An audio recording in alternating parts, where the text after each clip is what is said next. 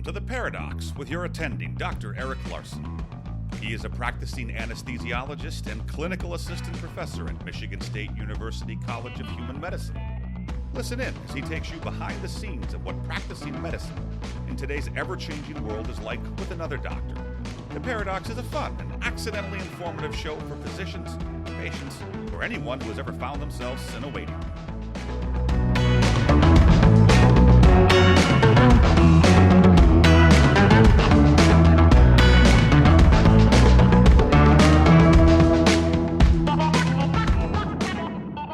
All right, well, welcome back to The Paradox. I'm here with my longtime friend, Dr. Megan Edison, a pediatrician here in Grand Rapids. And she's been on the show twice before. It's been quite a while, 130 episodes ago or so, or 140 now. I think it's episode 20. And we talked, again, a little bit what we're going to talk about today. So we talk about legislation and physicians and sort of medicine. So thanks again for coming on and bringing your expertise to the show. No problem.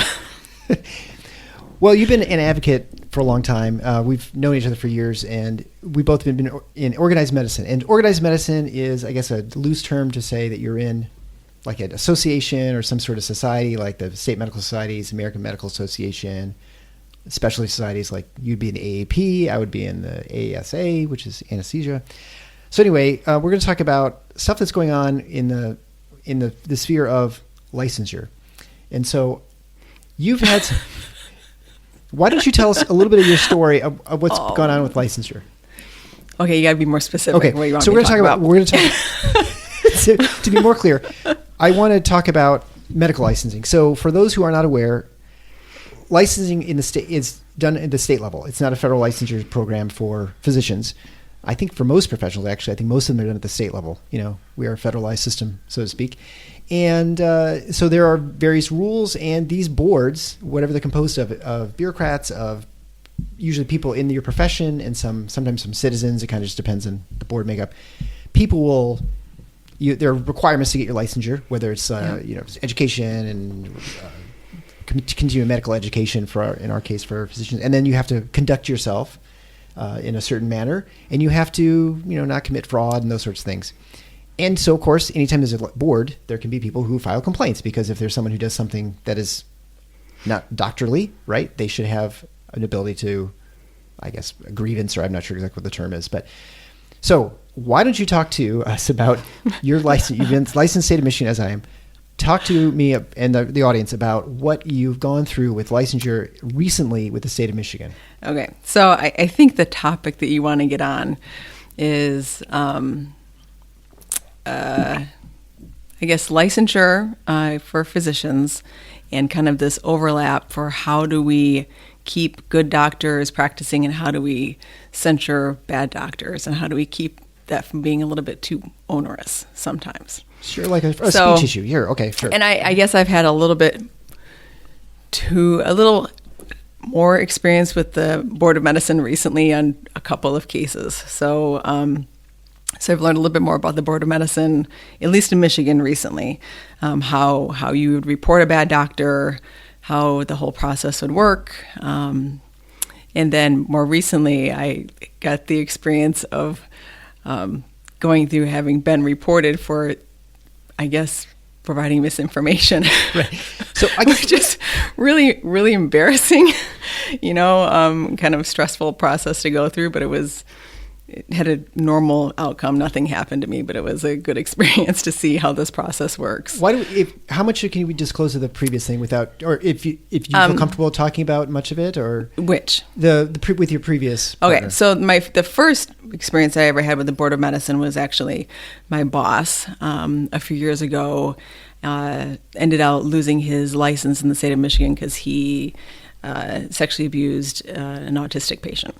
So I got to kind of experience that whole process of how the board works, their testimony system, how they investigate, and then he ended up losing his license eventually. So that was my first kind of experience with that. I thought it had a good outcome in the end, but through that process I got to learn about this in other states, how when doctors behave badly, there's often not as much censure. They can go right back to practice medicine, after just, maybe a few months of a time off. So, well, I mean, we had, obviously, I mean, most people are familiar with the Nassar case, right? That is probably the most famous recent issue with licensure, or at least with doctors behaving badly in the state of Michigan, where he sexually abused scores, I mean, hundreds, I'm not sure how many athletes with his associated with Michigan State University, and then also with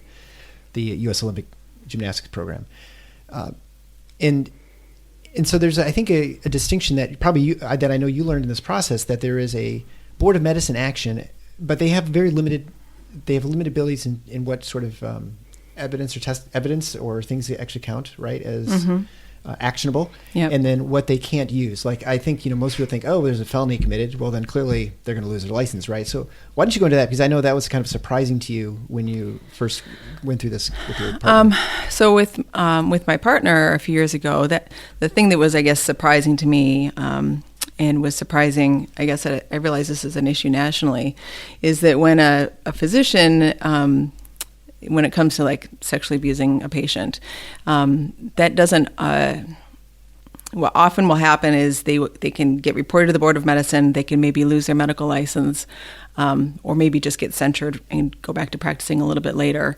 And then that's, they just stop practicing medicine. They don't go to jail. They don't, nothing's in like the sex offender registry, nothing like that, because the Board of Medicine is a very separate entity from law enforcement.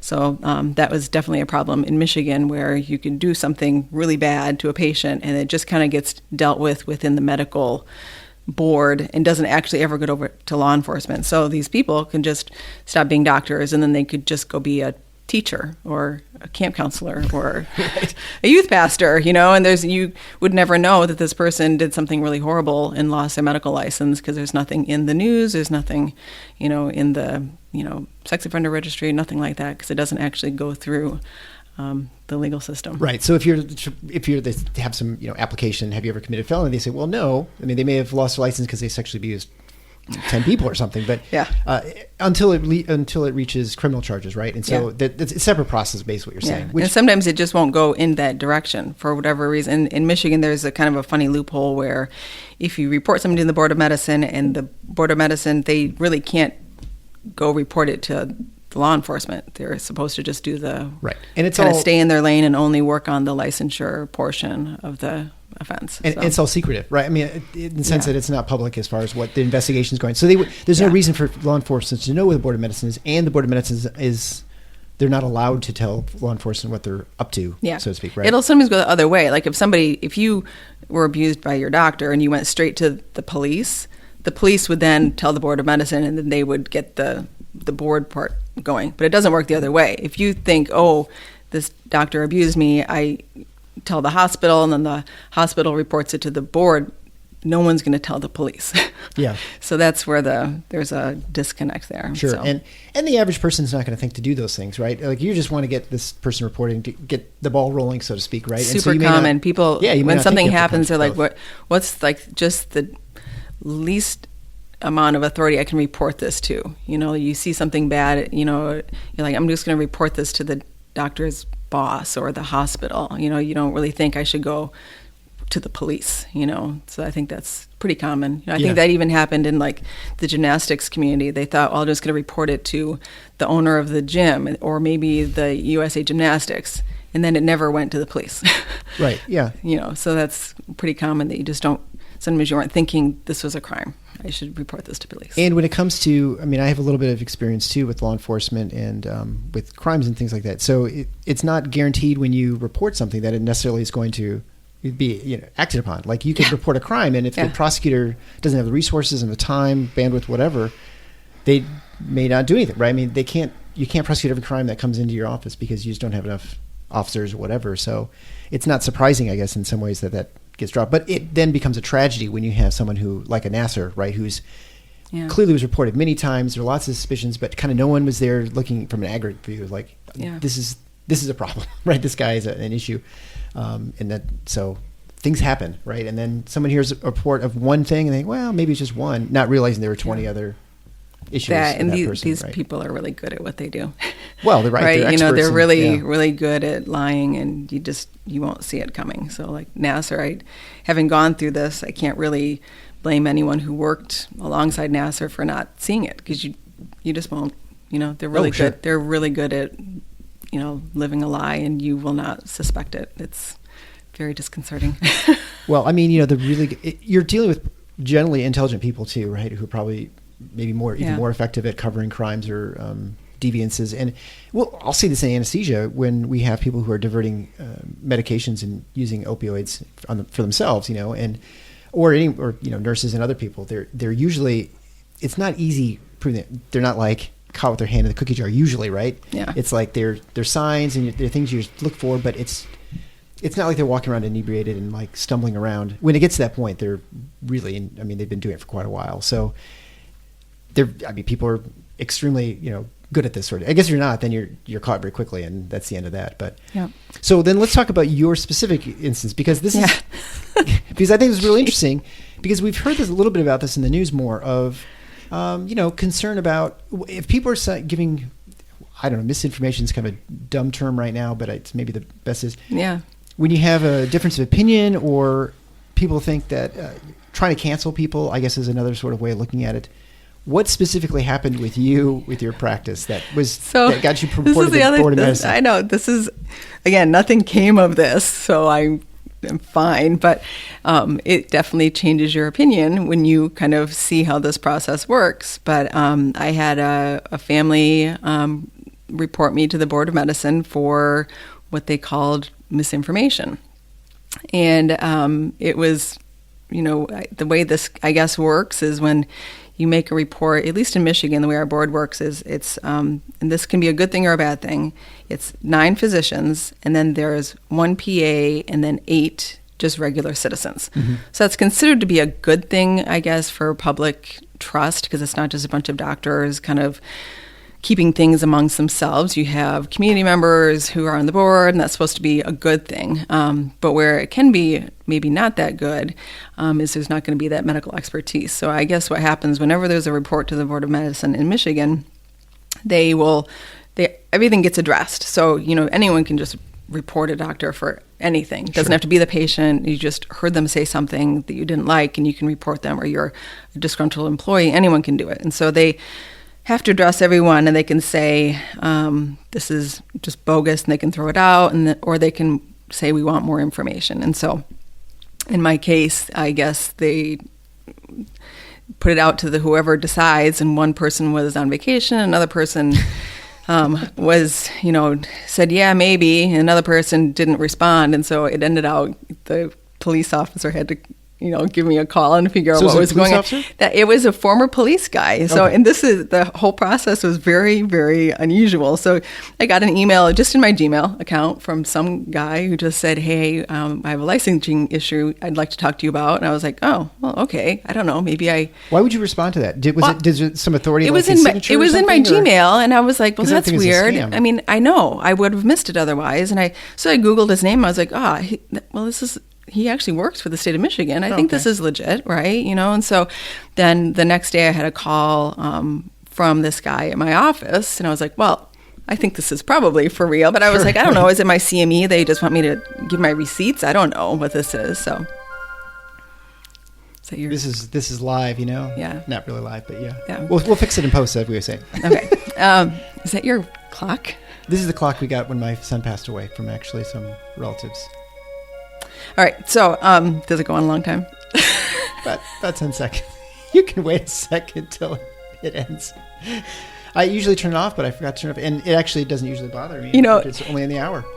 So you had asked me if I wanted to just do this over Zoom and not be in person. I was like, no, we have to in person, because it's pretty much my only flex is that I know you and I can come over and do this. Otherwise, you have all these famous people on here, and I'm one of the few who can come in person. I have so many famous people, yeah. Yeah. I mean, it's outside of me. Yeah, go ahead. So anyway, this guy called my office, and so I did end up talking to him. And I'm sure if you have libertarians listening, they're like, you should never talk to police. What's your badge number? I was, I guess, naive in retrospect, but he just wanted to talk to me about this this case, which I told him I honestly did not.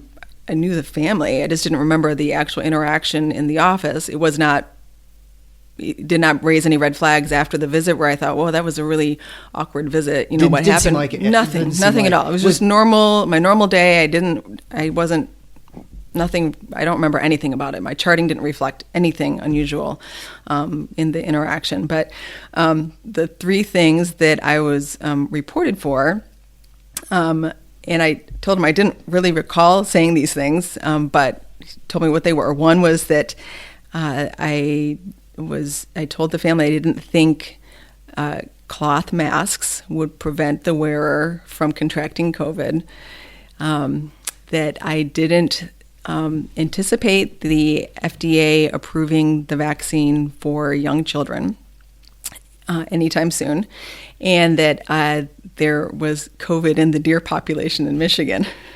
So I said to him, I'm like, well, okay, I don't really recall that conversation with the family, but of those three things, the first one with the cloth masks, that's actually information from the CDC that I was giving. I would give the family if they were asking me, if you're really concerned about contracting COVID, you should wear, a higher quality mask. You'd be wearing an N95. Something else is a cloth mask.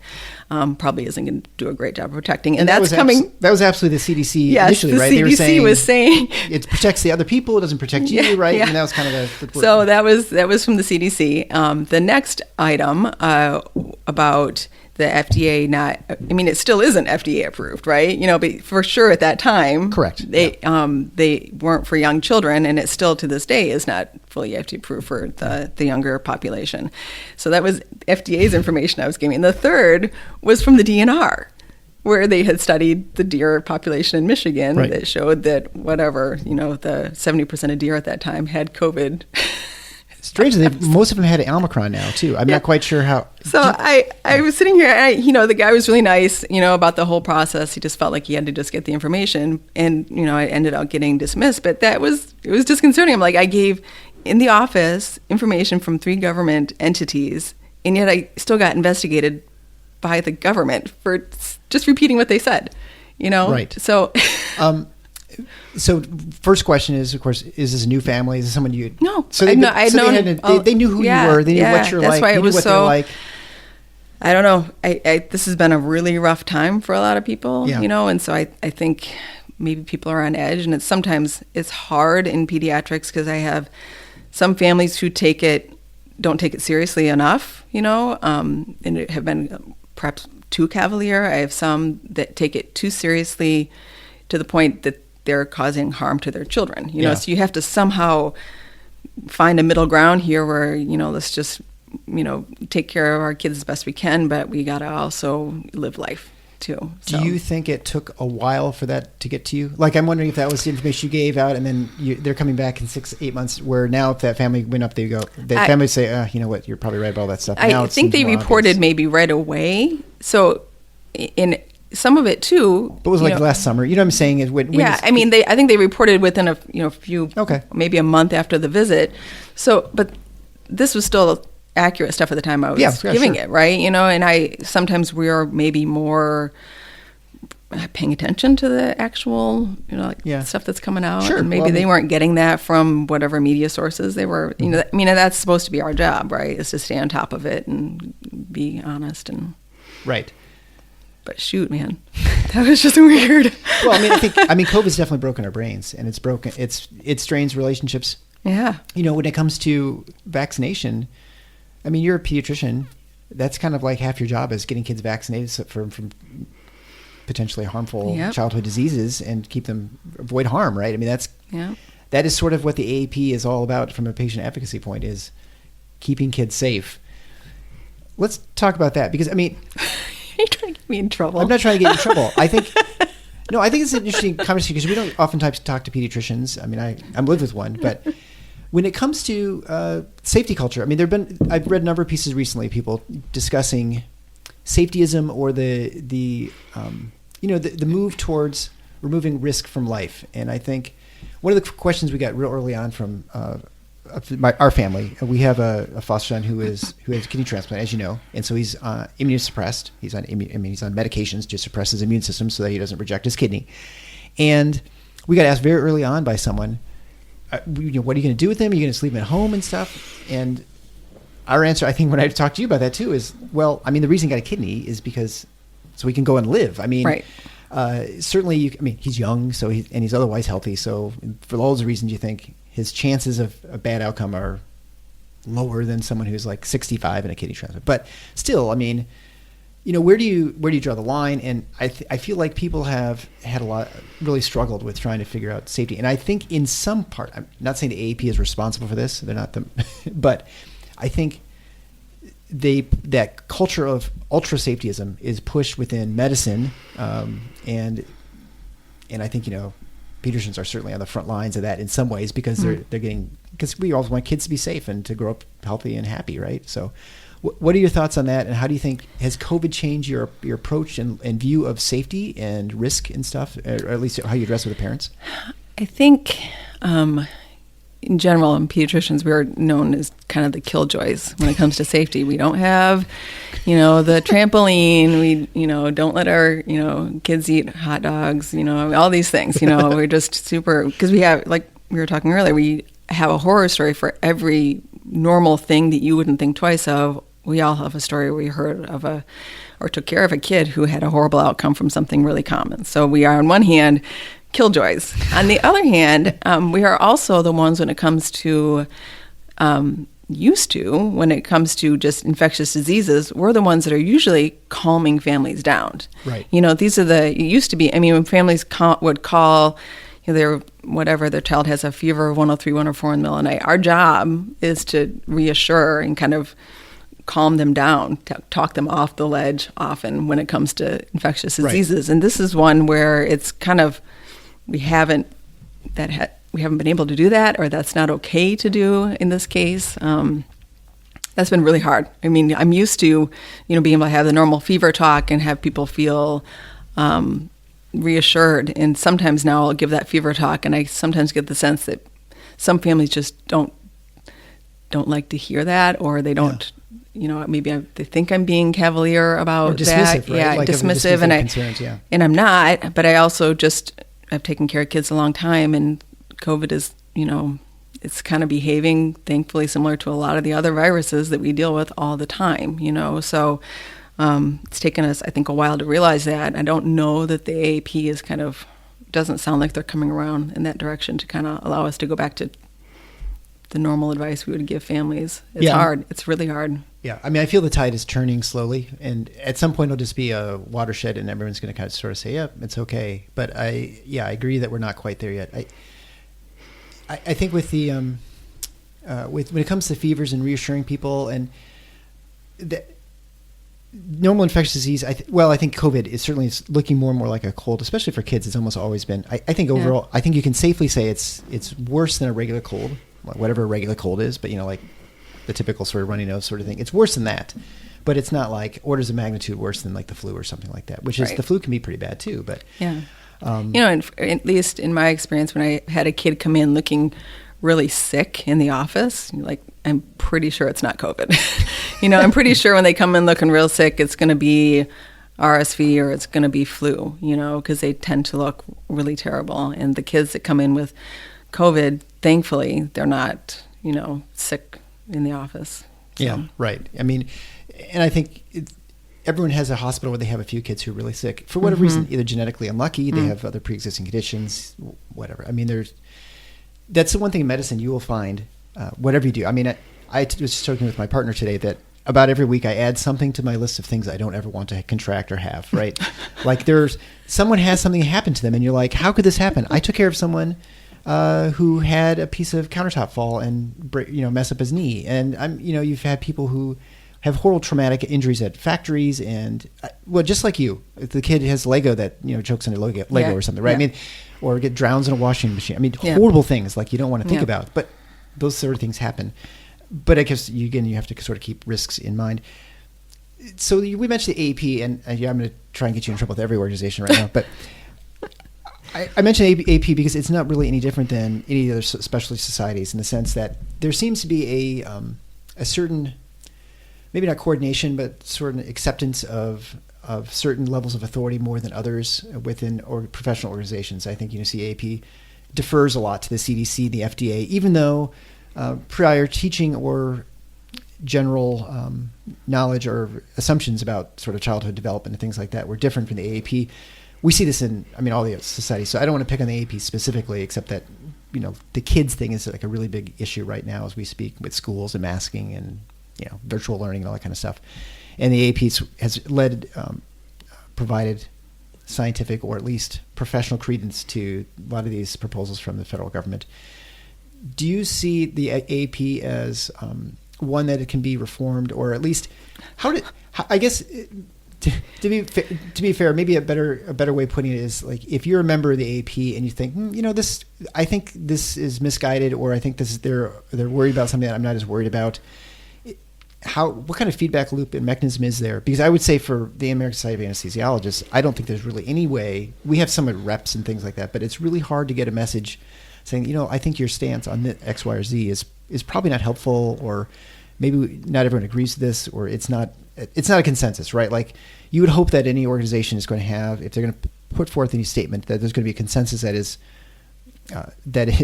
very broad and that it's very heavily supported by its members, like 80% or something like that. Not something that's 55-45, right? Yeah, like the AAP. I'm a little, I guess, disappointed.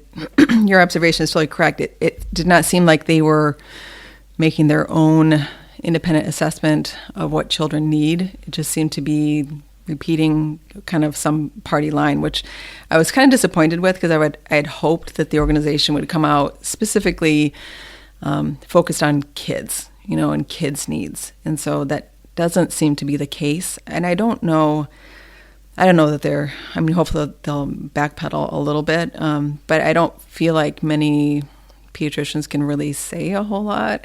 Yeah. It's, you don't want to get a mob after you or someone accusing you of not taking the disease serious, Right. Last year we would do these roundtables with the medical society with legislators. And you're on this call with ER doctors and internists and ICU docs, and then I'm a pediatrician, right? So I'm not really seeing what they're seeing, but they're not seeing what I'm seeing, And I think there's also a lot of fear among healthcare workers of actually getting COVID as well. That kind of maybe, their judgments were a little bit different on what they thought as well. But it was hard. I just never said anything the entire time. This is when we were totally locked down. The kids weren't in school. You couldn't get your hair cut, all this stuff, and you felt like you couldn't say anything because I'm a pediatrician, right? I'm not seeing what they're seeing, and so that was a little. It still is that way too.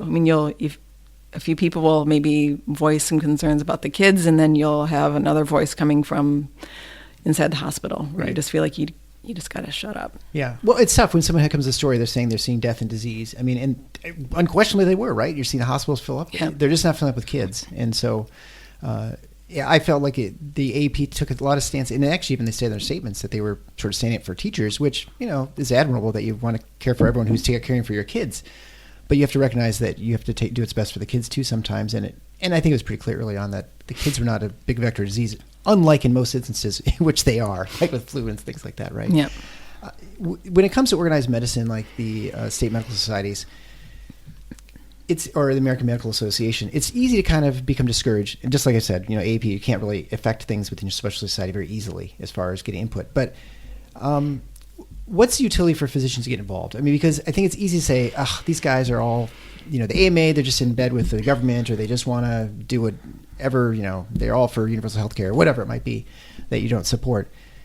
What would you argue for someone who doesn't agree with a lot of those things that maybe the sort of the popular sort of opinions within these organizations? What's argument do you make for being involved in this sort of thing? Because I know you've been involved in Michigan State Medical Society for quite some time. I think it's worth getting involved. I think you have to figure out where you can have the most impact, right? Mm-hmm. So for me to get involved in the AAP, it seems kind of pointless, right? Yeah. I'm not going to be able to change that. So for me, getting involved locally with the medical society here in Michigan, that's, you can have your impact there. So, but some people may, maybe they've been doing a lot of stuff with the AAP and they can, make a difference in that arena. Great. But yeah, I think it is worth it because that's how change happens. I mean, that's how. Well, right. The AAP is issuing statements that people are taking, right? Yeah. Or the MS, the Michigan State Medical Society, is issuing a statement, right? Yeah. So if you're not there, you can't have any impact on that, right? Right. And I would say a different thing about from the AAP, from the specialty societies. Let's just stop picking the AAP because that's not fair. It's nothing special about the AAP. It's a specialty society. But when you look at medical societies, but the broader medical societies where you basically represent doctors. American Medical Association should obviously be the natural national sort of society for this. There are other ones, AAPS, that are much, much smaller. There's another one too I can't think of right now. There are other groups that represent doctors in various facets. But when you think of like who represents doctors, usually it's the state medical societies that are the ones who are seen as the ones representing doctors, right? And so when there's a legislation or regulations that come along, they don't ask for input. I mean, they ask for input from the hospitals. Insurance companies probably more than physicians, but when they look for the physician's input, that's where they go, right? So that'd be another argument, I suppose, to be involved in organized medicine, so you can be in there, because a lot of things happen that aren't even legislative. Yeah, even this was just, you've talked about MOC a whole lot, but it's kind of been heating up in Michigan again too. I was contacted by a few doctors in Michigan where Blue Cross Blue Shield is behaving poorly again, which is hilarious because they've been behaving for 2 years now and suddenly they're not behaving again, which tells me that the pandemic has got to be winding down if they're starting to harass doctors again, right? And so to be clear, I guess to give background, so when you say MOC, you're referring to maintenance certification, which is you're certified and board certified, then you have to maintain it by doing certain things. Yes, and in Michigan, there was legislation passed that prevented the insurance companies from discriminating against doctors for not purchasing this, MOC product. So they were supposed to stop harassing doctors, and so they did for a while, but now they're back to harassing doctors. And the only place that you're going to be able to get that help to kind of get them to back down is from your medical society. Right. They're the only ones. You alone can't go and talk to Blue Cross Blue Shield. They're not going to listen to you. So having them there, and you can call them up and they can give you the advice, and they meet regularly with these insurers, and they can help you out. So there's huge benefit. And they certainly have access to legislators too, right? Like they have relationships with minority and majority leaders in the House and the Senate and the governor's office usually, and I don't say bureaucrats generally, but just people within the health human services department. So it is like most things, you have to find your place in whatever the organization is, and where you, like you said, where you can make the most impact, where you have the most talent. I mean, some people are better at coming up with legislation, working with legislators.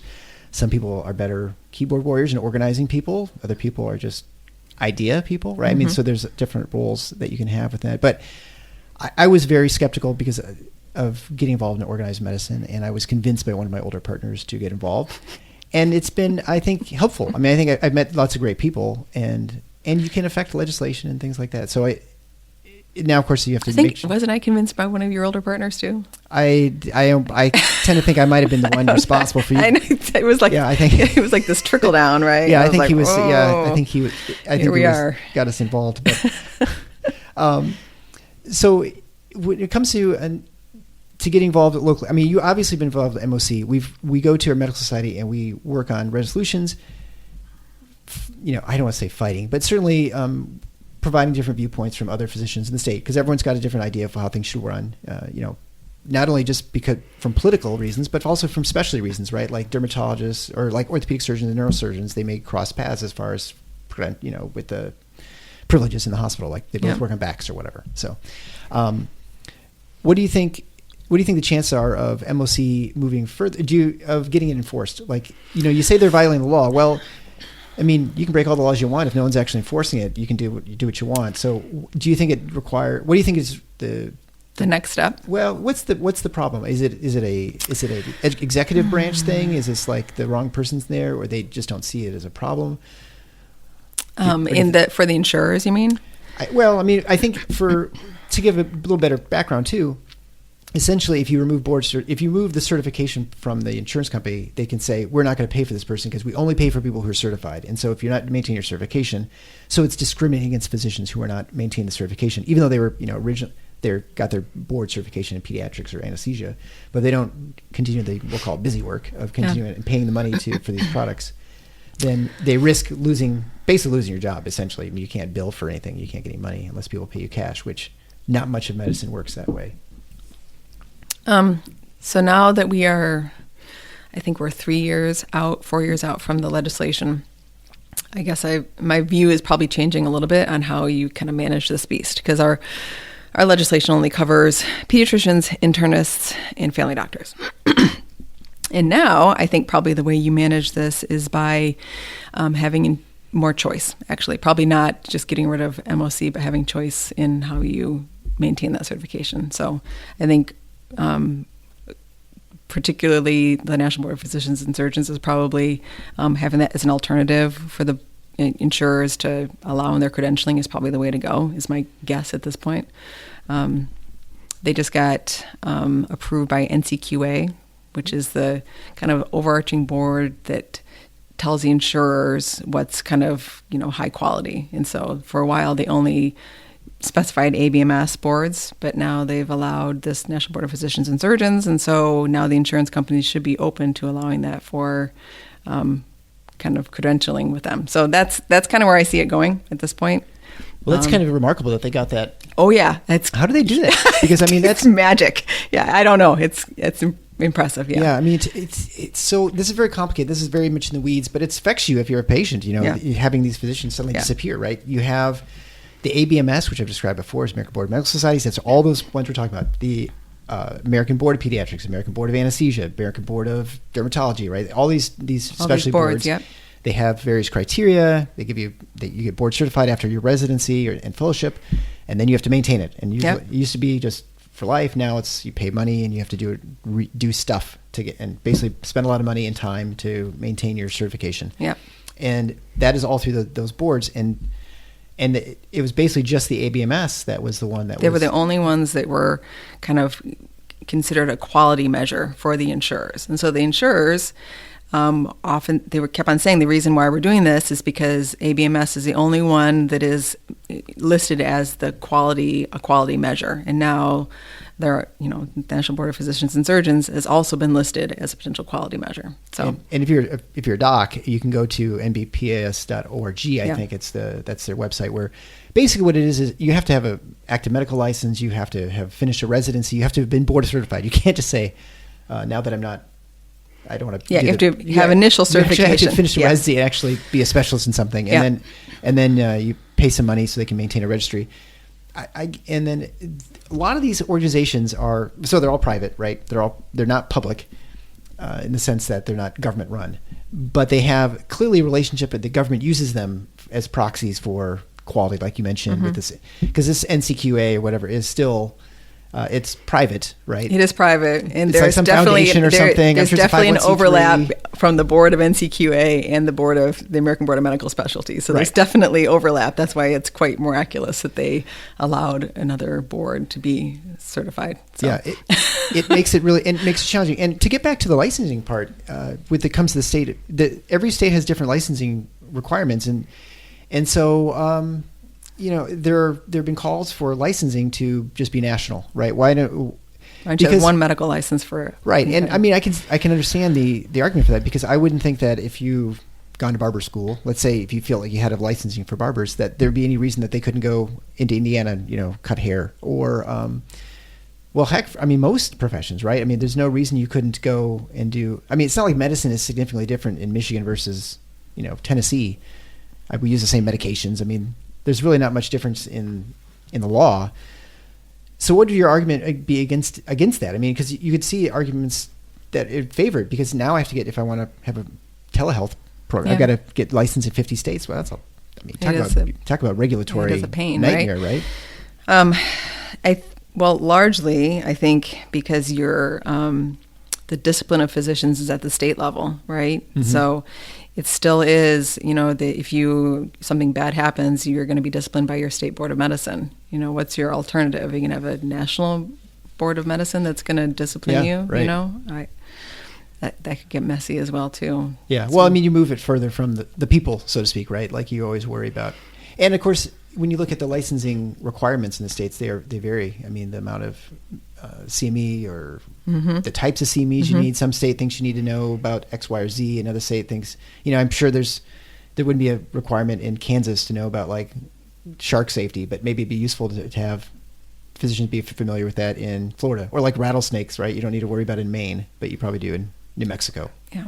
Well, I think, obviously telemedicine has opened this up. So many people want to have a license in multiple states. So, we do have the Interstate Licensure Compact, which Michigan is part of now, where you can go in and you can get a bunch of licenses at once. There are private companies that'll do this for you too. Obviously with all the telehealth companies that you knew that would pop up as well, people that are going to help you figure out how to get all of your licensure that you need and make sure you're doing all of the educational requirements and everything. So that's probably an easier way to work around than having a national license, don't you think? Well, probably, yeah. Well, I think so, and one that's more responsive. I think you'd want a board that's more responsive. Can you imagine if you're running a national board and you'd have millions of complaints all the time? I can't even imagine. There are probably so many complaints they deal with already, and then there's also times where they fail and don't go after doctors like they should. Right. That would be way worse if it were a national system. We definitely know. It's just when we're like, I can't believe this person still has a license, right? Because you hear some story like, how did this person, were they practicing, like doing surgery out of a pole barn for like 4 or 5 years? You're like, it's crazy that this sort of thing can occur. Yet it does. And then you get cited for saying, cloth masks might not be that helpful. That's so sad. Do you worry about, it kind of goes along brings me back a little bit to the thought of with physicians and their online presence, because now, you have a much bigger platform than you used to have 20 years ago. I mean, 20 years ago, you could say whatever you want, and for the most part, unless you're in the room with someone, they're not going to know, right? But now you can tweet about something or put a Facebook post or write a med page today or whatever. I mean, there are all kinds of avenues for getting your voice out, which is, I think, a good thing for physicians, but I think it also poses some risk. Do you think that the environment is changing such that you worry more about that, or do you think this is just a yes, or do you think it's just like a temporary blip that 2 years from now we're gonna be like, that was we just lost our minds and now we're okay? I don't know. I mean, on one hand, I feel like the kind of social media mob has a very short attention span, so they just kind of go after one person and then they just, after 48 hours, they've moved on to the next, so if you just kind of ignore something, it probably they'll move on to someone else. So, you have to be super careful about what you say. Like, I just don't even really post a whole lot of anything. No one knows what I think, I guess. Until now. Until now. Now you're screwed. I know. I'm in. Yeah, you're like, I want to talk about. I'm just slowly ambushing one doctor every week in my show. That's my goal. Yeah. See how many people I get their licenses revoked. Yeah. Let's talk about this controversial topic where doctors are getting their licenses revoked. We're saying controversial things. Great. Yeah. Would you recommend for new physicians to maintain a social media presence? There's no way. So if someone comes into your practice, you say, you know what, I just don't think it's worth having, because there's an argument to be made that it's useful having a brand, right? And that maybe it depends what kind of physician you are, right? Like your plastic surgeon, your brand is much more important than someone who's a radiologist, right? Who's just going to be sitting in the dark. No apologies to the radiologist friends out there. Yeah. I think it's hard because you don't know sometimes you can't predict what's going to be offensive. Right. And so things that you probably wouldn't have thought anything of suddenly could be, it's a tricky time right now. I don't know that you would get enough benefit out of it to be worth the risk if you're a young person or young. I watch on Twitter some of these med students saying things, and I'm like, oh my goodness, I really hope you're pretty anonymous, because you don't want, who's going to want to have you in their residency program, some of the stuff you're saying. Yeah. Well, and I think that's definitely one of the searches right now, right? When you hire someone, you're looking at their social media presence. And I think maybe even if some of you are in training, I think there's definitely some concern when you're residency or medical school getting into residency. but probably even more so is landing a job afterwards, right? Like if you are somewhat controversial, you may have a group that just doesn't like that sort of viewpoint for whatever it might be, and they're not going to really evaluate you on who you are. They're going to evaluate like what you've been saying, like instead of like, oh, this is a competent person. They seem very personable. They could fit in. They seem to fit in with the culture. They look at you and say, wow, this guy's kind of a lunatic that they're talking about this stuff. Yeah, and I think the area of misinformation is so nebulous that it's changing by the week, what's considered misinformation, So if they put out that they're going to go after doctors for saying things that might be misinformation, I probably just not say anything. I don't know. Yes. And it's terrible because the debate is what is so important, right? So, when you and I, when we go to these medical society meetings and there's debate, I learn so much from that. I go in and I think I know how I believe or what I think about some topic, and then I hear people from different parts of Michigan, different types of practice, and I totally change my mind. Oh yeah, all the time. And that, and that I think is really, really part of what we should be able to do. And maybe that's something that just has to take place behind closed doors and should not take place in public. I don't know, for a while. Yeah, I think the big problem right now when it comes to that is the fact that we're not having these debates we're not having where they should be happening. We're discussing things like, well, let's just look at, COVID's an obvious example because it's broken everyone's brains, right? We're not able to discuss this openly. People can't disagree. But where these discussions should be happening, whether we should have a mask policy, let's say, for children in schools, we shouldn't be having some edict come down and then a bunch of people just yelling at each other online. We should have a discussion at some place of higher learning. That's the whole point of a university and an academic center, of medical schools, right? That you have discussions, you bring in people with opposing views, and if they're charlatans, you expose them for who they are, right? If you don't say, well, you can't talk to this person because they're so crazy that if their views even get out there, they're going to pollute minds. And what happens? Can you imagine in retrospect if we'd done that, actually had doctors? Well, debating. Not necessarily doctors, right? If you have a thing in school, right? If you have the school mask, you have people come in, epidemiologists, and say, "What's the evidence for this?" And people can argue one way or the other if there's good evidence or not. You have people come in who are child development specialists. They're not necessarily physicians, but they can tell you how important it is to see faces or how not important it is to see faces. And you can have people who come, psychologists talking about the importance of this, and teachers, their concerns about being infected. You'd have more stakeholders involved in this sort of thing, but you have to have it in some format where you can actually have honest discussion. I feel like we don't have any of those. The places where those should be happening is universities, I think. I think that's naturally you'd have it. You're not going to have it on TV. You're not going to have Crossfire where you have 30, right. Each have 30 seconds to have these. You got to have a long, Joe Rogan's in the news right now, but the reason is he has a long format where you can actually talk to people and get into, you need to have that sort of long discussion. You're not trying to do a long format here, are you? I don't know. No. Okay.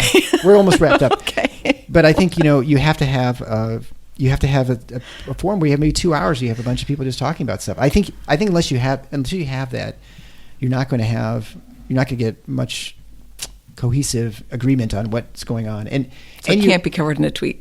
It can't be covered in 140 characters. I think there's definitely an importance to that. I think it's absolutely important that physicians are out there in the social media sphere, but it is dangerous. It is a minefield. I know. I'm thankful for them because there are definitely things that I have learned medically on Twitter, which is really bizarre. But that's where I'm getting. There'll be reports that I'll be able to read. I don't really know where else I would have access to these things right now. And so I'm very thankful that there are people out there that are putting that out there, and you can read it because I wouldn't have known or had access otherwise. Yeah, but I wouldn't want to be that person. That's what's terrible, So I don't know. It's tough. I know my wife's always like, "Are you getting in trouble doing this?" And I haven't. I don't know. I think I try and be pretty nuanced. I try and be honest. I don't know if that's helpful or not. Maybe I'm not big enough of a show to get enough ire. I know I've gotten a few nasty letters, but a lot of supportive. So I don't know. Just trying to have honest conversations, but it is fraught with risk, I suppose. Just like, if you come up across a deer, that deer might have COVID. It might give you COVID. 70%. I mean, it's probably higher it's now, like right? 80% now. Yeah, That's crazy. I still have not figured out how that's possible. I don't want to know. I mean, I don't know. Are people making out deer? I don't know how that happens. Because you can't get near. You can't get close. I don't know if there are people in this country listening who are not familiar with deer, but they're not exactly social animals like getting next to people. So I don't know how you get close enough. Because this wasn't. They're not indoors. We were not in hunting season. Right. Well, hunting season. How are you going to get close to it? It's not like you're like wrestling deer. I mean, you're out there though. I mean, you talk to the hunters, if they're like 100 yards, they think they're close to a deer. I mean, I think the amount of viral load you've got breathing on a deer at 100 yards is like almost zero. There must be some intermediary, like a mouse or something, and then they get by the deer, right? There's got to be something else. I don't know. Or we just don't understand COVID as much. I think which that is might be possible. it, but that is crazy. There could be like clouds of COVID moving around that. I've heard people suggest that that's the case, but it doesn't really matter, I guess. The fact is that it's pretty much, I think, burning its course here and burning out. So I don't want to get you in more trouble. So I would direct people, if they want to find out more about you, to go to Speed Bump Kitchen. Yes, that's my cooking site. It's totally not political. It is fantastic, and it's great if you've got a kid with food allergies especially. You have all kinds of... Well, not gluten-free, but dairy-free. Egg, and nuts are the big ones. So and everything there looks like delicious. I mean, I've had a few things. You're a fantastic cook, so I would highly recommend anyone. Well, it's true. Highly recommend anyone check that out for recipes. Yes, it's not controversial. And I mean, you don't really tweet and stuff much, except when you had the issue with the licensure, which I gotta have you on about that. I kind of stick towards I don't know. Yeah. Well, I mean, I guess in the end, it all worked out right. It worked the way it's supposed to. People filed a complaint. It was found to be. It was it was an interesting process. I don't know. I can see how it could be really stressful because I experienced that. But it was fine. I'm glad the process exists. But you really can get kind of reported for anything. Crazy stuff, I guess. Yeah. I'll feel for people, a little bit more now if it ever happens to them. So, well, Dr. Megan Edison from Grand Rapids, Michigan, thank you so much for being on the Paradox, and you're welcome. We'll hopefully have to talk again in the future. Okay, thanks. Thanks for listening to the Paradox. If you like what the doc is doing, please subscribe and leave a review on iTunes or Stitcher, and share the show with your friends. Become a supporting listener to get access to special bonuses at patreon.com/The Paradox. Show notes can be found at theparadox.com.